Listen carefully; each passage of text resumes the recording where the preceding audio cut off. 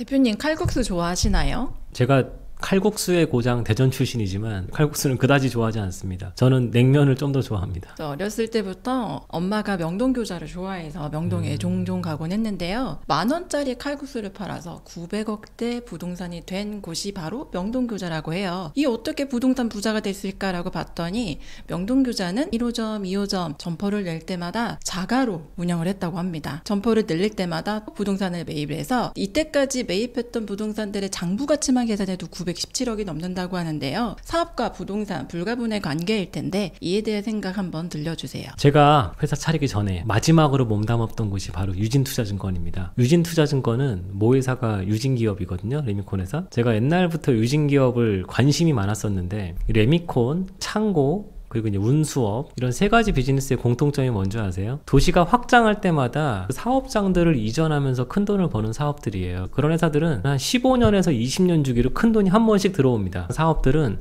적당히만 돌아가면 돼요. 적당히 돌아간다는 뜻은 뭐냐면 큰 사고 없이 무리하게 확장도 안 하고 하던 것만 하고 있다가 퉁퉁퉁 벌면 되는 겁니다. 그 회사들의 사업 방식을 잘 보시다 보면은 사업을 리니어하게 성장하는 걸 원하는 게 아니라 이 계단식으로 성장하는 걸 원하세요. 회사들도 참 특이합니다. 성향들이 있는 거죠. 왜냐면 그렇게 사업을 해왔기 때문에 그렇게 하는 게 맞다고 보시는 거예요. 전 틀리지 않았다고 봐요. 대한민국이 고도 성장을 하는 과정에서 점점 도심이 넓어지면서 중간중간에 사업장들 있던 땅들을 팔고 나가셔도 계속 땅 사도 가는 방법들이 가장 쉬웠던 가장 좋았던 성공이라고 보고 있으니까요.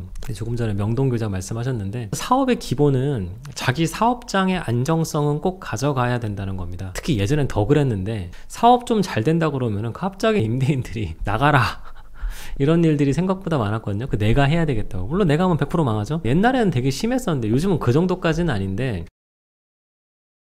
자기 사업장은 웬만하면 갖고 있는 게 좋습니다. 그게 왜냐면 웬만하면 내 사업장의 위치가 안 바뀌는 게 좋거든요. 저희도 법인에서 이전 한번 해봤더니 이전하는 과정에서 괜히 비용만 많이 발생합니다. 나라가 막 뜯어가는 거죠. 사업장 옮긴 게 뭐 대수라고 돈을 그렇게 많이 받는지 모르지만 이런 비용 저런 비용 받고 있고 특히나 회사에 자산 많아지면요 이게 규모가 갑자기 막 더 커집니다. 지자체 바꾸는 것들은요 굉장히 부담스러워요. 경기도에서 서울 들어오는 거 이런 것들도 쉽게 못합니다. 그 정도로 한번 정한 입지 에서 바꿀 수가 없기 때문에 이왕이면 자리 잡아서 쭉 가고 싶으신 분들은 웬만하면 사업 초기에 돈이 모였을 때 그 자리를 빨리 사고 시작하는 게 중요하다는 거죠. 명동교자가 아주 대표적인 사례인데 우리는 사실 더 많은 걸 보고 있습니다. 여의도에 근처에 계신 분들은 너무 잘하시는 업체 하나 있죠. 또순이네라고. 양평동 또순이네 가보시면 여기는 된장찌개 팔아서 건물 올렸다고 아주 유명한 곳이죠. 거기서 이제 더 많이 나가볼까요? 신사동에 보시면 삼원가든이라고 있습니다. 그 신사동 알짜 자리에 정원도 엄청나게 넓고 그 넓은 땅을 고깃집이 깔고 있다는 거. 제가 봤을 땐 그 옆에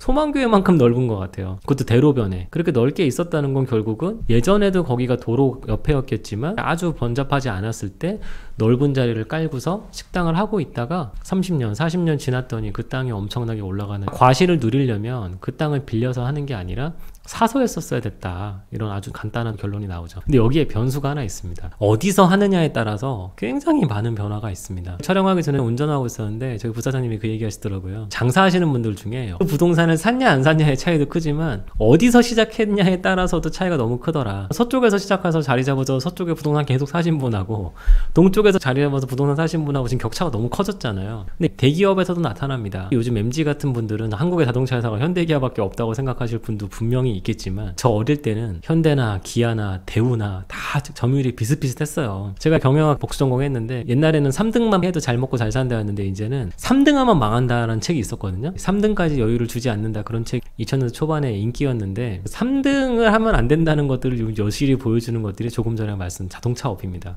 이제 현대기아만 남았잖아요. 현대기아 납품업체들은 현대기아 공장 근처에 공장들을 운영하니까 그쪽 지역이 점점 커져가지고 땅값도 오르고 이사 나갈 수 있는 여지가 있었다고 한다면 막상 대우그룹 같으면 저도 대우조선해양 몸 담았었지만 대우가 해체되는 과정에서 인천이나 부천이나 이쪽 지역이 황폐화됐죠. 대우라고 하는 워낙 큰 거인이 무너지니까 안 좋아지는 일이 벌어졌고 삼성 같은 경우도 글로벌 기업이 되는 과정에서 삼성그룹이 갖고 있는 사업장 주변들은 엄청나게 성장하는 이런 모습들이 보였기 때문에 누구와 함께 하느냐에 따라서 어떤 지역에 있느냐도 매우 중요하다는 이런 결론이 나오고 있습니다. 그래서 꼭 사업장, 특히 전문직들은요, 사업장은 웬만하면 꼭 자가 소유하시는 거를 추천드립니다. 특히 병원 하시는 분들. 사업장 자기 거 아니신 분들이 굉장히 많아요. 수입이 많다 보니까 그런 고정비 지출에 대해서 뭐 내면 되지 이렇게 생각하시고서 자꾸 좋은 건물을 임차하시는 경향들이 있는데 어느 순간부터는 꼭 건물을 사셔야 되는 게 맞다라고 보고 있습니다. 그래서인지 의원이 아니라 병원 정도 되시면 다 자기 건물들 갖고 계시고 더 큰 병원 지어서 이사가는 일들도 많이 보고 있죠. 이런 것들을 꼭 명심하셔야 될 거다라고 보고 있고요. 근데 이게 과연 사업장만의 이슈겠습니까? 조금 전에 말씀드렸잖아요. 큰 기업들이 어느 위치에 입지를 하고 있고 그 사업들이 성장하느냐에 따라서 그 도시의 운명까지도 결정한다고 보신다면 우리들이 소비하고 있는 집도 결국은 내가 돈을 아무리 잘 벌어도 돈 잘 버는 거 더하기 내가 살고 있는 집값이 오래 살면서 쭉쭉쭉쭉 올라주면은 그게 굉장히 좋을 거다. 이런 것들은 경험적으로 많이 알고 계십니다. 좀 전에 명동교자가 보여줬던 사업은 꼭 내가 할 자리를 사서 한다. 이런 것도 잊지 마셨으면 좋겠고, 두 번째는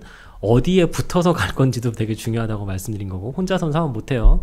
세 번째, 우리의 주거지도 어디에 장기적으로 가져갈 거냐. 메뚜기 뛰지 말고 진드기 들어가서 쭉 갈 수 있는 지역에 터를 잡아야 된다라고 생각합니다. 근데 정부가 이 마지막 걸 지금 못하게 해요. 쭉 올라갈 것 같은 지역들은 대출 규제나 이런 것들 많이 해놓고요. 애매한 지역들만 대출을 열어놓는 일들이 벌어지고 있으니까 지난 정부부터 이번 정부까지 답안지를 알려주고 있거든요. 답안지를 알려준 지역을 못 사도록 계속 방해하고 있거든요. 그럼 어떻게든 사보시려고 노력을 하시는 게 맞고 거기에 오래오래 사셔야 되는 겁니다. 명심하십시오.